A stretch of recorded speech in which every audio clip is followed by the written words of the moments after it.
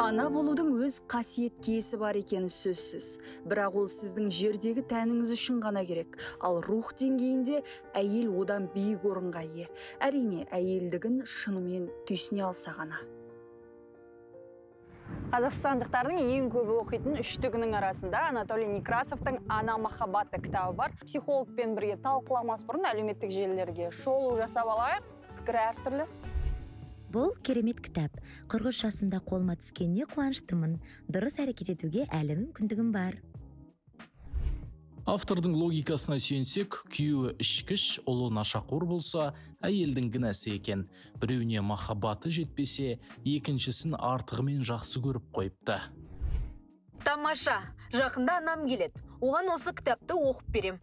Ол маған өмір бойы шектен тыс қамқорлық көрсетіп келеді. Психологиялық тұрғыда қайта туатын уақыт келді. Бұл кітаптағы ең бірінші талқыланатын дүние меніңше отбасындағы иерархия, әйелдің құндылықтары. Көбіне енді материнская любовь деп ананың сезімдеріне, әйелдің сезімдеріне басымдық берген ғой, бірақ оны көп жерде жақтамаған. Әйелдер балаларын қамқорлыққа алып, балаларымен бір команда болып алады да, ер адамдар тыс қалып жатады сол дүниеден. Және кейбірі соны көтере алмағаннан бейсаналы түрде ішімдікке салынады, не отбасынан кетіп жатады деген сияқты дүниелер айтылады. Қаншалықты рас, қаншалықты психологиялық дәлелдер бар бұған? Негізі шынайы түрде бұндай нәрсе бар. Бала дүниеге келген кезде әйелдің ана болуы 9 ай жалғасады. Ал бір сәтте бала дүниеге келген кезде еріксіз сол кезде мен әке болдым ғой дейді. И получается 9 айлық бір пробел болады. Әрине, бұрын егер приоритетінде тек қана күйеу болатын болса, қазір бала пайда болды. И балаға көбірек көңіл бөлу, баламен айналысу, бала қамқорлығында болу. Бірақ бұны еріксіз әйелім маған көңіл бөлмей қойды, баламен бір команда болып қойды, мен барып ішіп алайын, мен барып қуып кетейін, мен барып изменять етейін деп ұстанымы дұрыс емес. Қайтаға әйелім бір деңгей жоғарылады, әйелден аналыққа шықты. Мен де күйеуліктен әкелікке шығуым керек деу керек. Ер адамның рөлін төмендетіп тастаған сияқты, Некрасовтың өзі. Мысалы, ол жансыз, ақылсыз, білімсіз, санасыз адам емес қой. Әйелі шеттеткенге шеттетіліп қалатын деген сияқты, Бұл жерде енді тағы да бір айтатын мысал, ананың махаббатын күннің ыстығына теңейді. Күннің ыстығы, мысал үшін біз қасына жолаған сайын, ол баланы да, өзінің қасындағы жақындарын да күйдіріп жібереді дейді. Бір сөзбен айтқанда жоқ қылады. Мен келіспейтін тұсымда осы жерде Некрасов тек ана бағытында қараған. Яғни баланы өсіп жетілдіретін тек ана деп қана былай ой тастағысы келіп тұрған секілді да маған. Онда емес сияқты.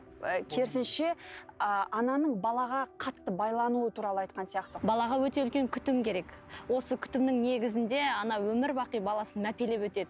Кейін тіпті ер жеткен кездің өзінде де бала психологиялық тілде айтқан кезде инфантильный дейді ғой, яғни жауапкершілікті алудан бойына қорқады. Қай ата-аналар баласын жібере алмайды? Жалғыз болған ата-аналар. Ішінен де жалғыз болған, Ішінде жалғыз, өмірлік серігі болмаған ата-аналар. Немесе серігі формально бар, бірақ араларында эмоциялық жақындық жоқ.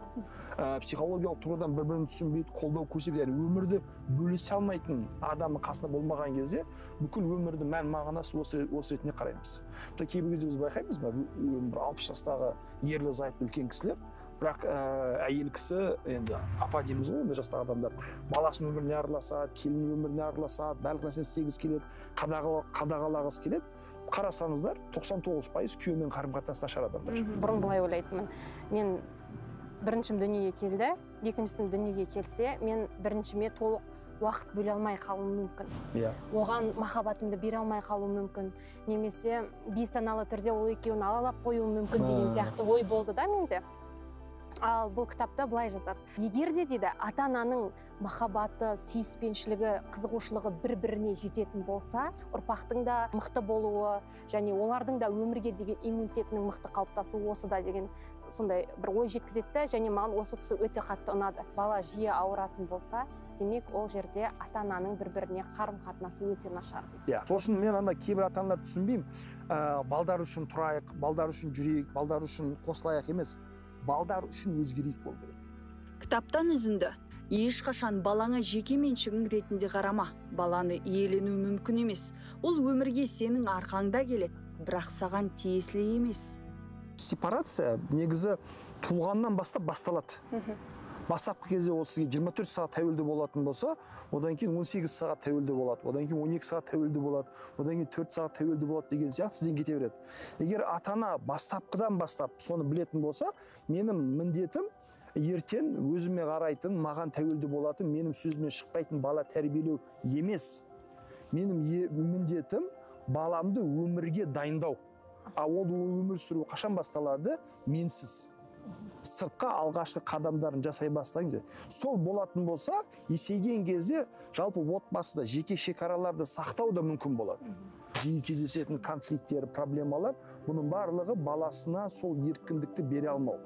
Ал еркіндікті бере алмаудың түп санасында қандай ой жатыр? Сен әлі баласың.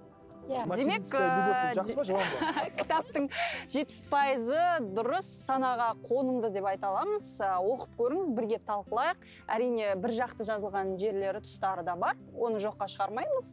Дегенмен оқуға тұрарлық кітап деп есептейміз. Кітапты оқу үшін меніңше мықты фильтр керек. Любой әдебиет оқыған кезде фильтрден өткізу керек. Өте мықты. 100% бәрін алуға болмайды. Келесі кездескенше. Рахмет. Біз де бүйтіп қояйық.